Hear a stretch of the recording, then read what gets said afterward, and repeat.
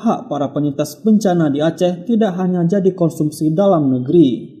Tengku Fajri Krung dan Tengku Muda Chot melaporkan kisruh di Aceh ke Forum Perserikatan Bangsa-Bangsa atau PBB di New York dalam agenda United Nations Permanent Forum on Indigenous Issues atau UNPFII ke-25 yang berlangsung di markas besar PBB New York mulai 21 April hingga 1 Mei 2026. Delegasi Aceh Tengku Fajri Krung mendapat kesempatan berbicara pada tanggal 23 April 2026. Dirinya mengangkat persoalan isu kisruh Jaminan Kesehatan Aceh atau JKA, serta persoalan penanganan para korban bencana alam atau para pengungsi yang dinilai tidak maksimal hingga saat ini. Berikut pernyataan Tengku Fajri Krung di hadapan Forum PBB di New York.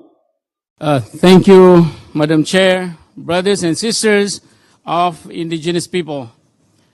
My name is Tengku Fajri Krung, representing the Aceh Sumatra.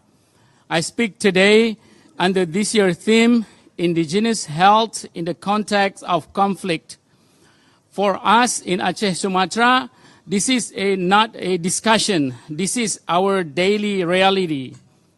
The current removal of JKA by the government in Indonesia to our region, which is our regional health support for the indigenous people, has left many families without access to the basic health care. Mothers cannot afford treatment, children are left without care, illness is no longer just a health issue, it has become a question of a survival. At the same time, at the end of last year, devastating flood made worse by deforestations by Indonesia governments in our region took the life of so many our people in Aceh. Entire community were destroyed as massive mudslide came from mountain, buried their thousands of homes. Families lost everything. And what did the Indonesian government do? Nothing. Many were left without sufficient food, without shelter, and without protection. As we were delivering aid to these people, the Indonesian military waited along the street to block the assistance we were sending. They beat some people, fainted, and others suffered head injuries with bleeding wounds from the beating. When people are left without health care, without land security, and without support in time of disaster, their health collapses, not only physically, but emotionally and spiritually. This is why we say that health cannot exist without dignity, and dignity cannot exist without self-determination. The right to self-determination is recognized under United Nations Declaration on the Right of Indigenous People. It affirms that indigenous people has the right to determine their own future.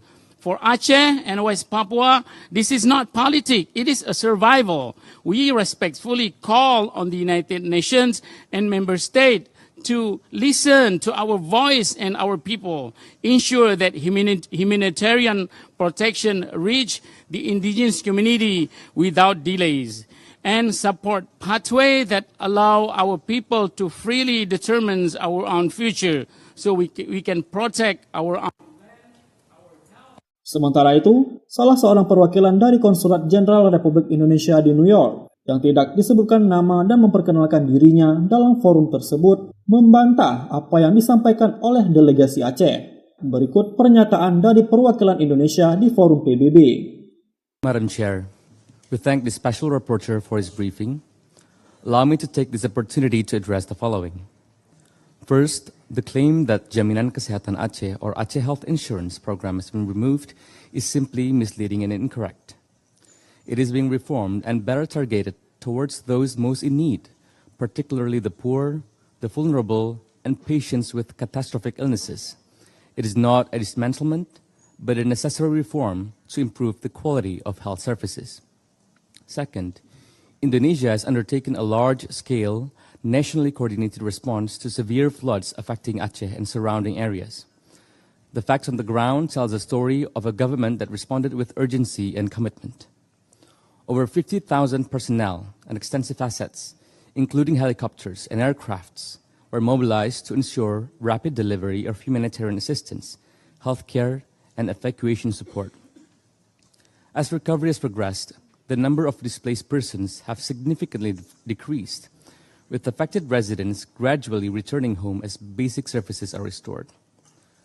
The situation has now transitioned from emergency response to recovery, guided by presidential instructions and presidential decree, which established a dedicated task force for rehabilitation and reconstruction.